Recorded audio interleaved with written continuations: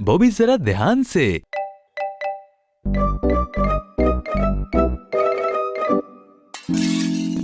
ओ, तुम क्या कर रहे हो? सलाम लीना। लीना, लीना।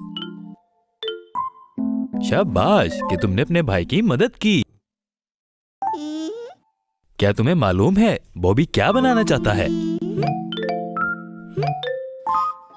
अच्छा, क्या तुम पतंग बनाने में अपने भाई की मदद करोगी?